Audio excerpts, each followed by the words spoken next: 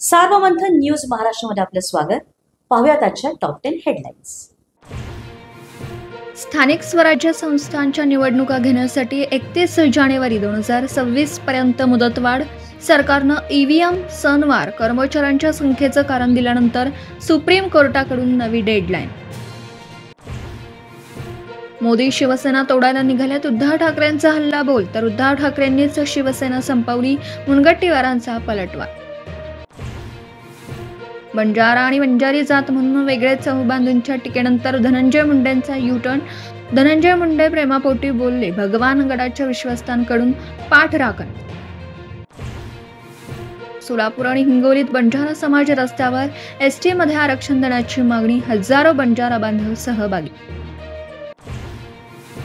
OBC मंत्रिमंडळ उपसमितीची बैठक संपली। जात प्रमाणपत्राचं वाटप करताना कोणतेही खाडाखोड असलेली कागदपत्र ग्राह्य धरू नये, बैठकीतून मागणी।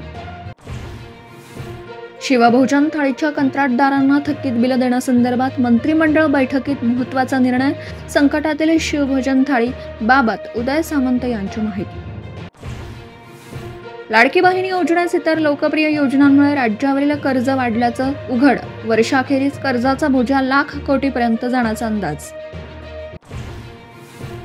जालन्यात रात्रभर धुमाधार पाऊस, 3 तासात 116 मिलीमीटर पावसाची नोंद। शहरात सर्वत्र पाणीच पाणी। आमदार अर्जुन खोतकर यांच्या घरालाही पाण्याचा वेढा। मराठवाड्याला अतिवृष्टीचा फटका, 15 लाख हेक्टरवरील पिकांचा चिखल। पावसामुळे 4 बळी। उद्या मराठवाड्यात झालेल्या अतिवृष्टीचा मुख्यमंत्री घेणार आढावा।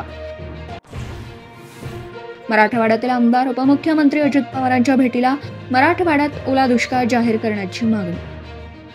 सार्वमंथन न्यूज महाराष्ट्राला लाईक करा, शेअर करा, सबस्क्राईब करा।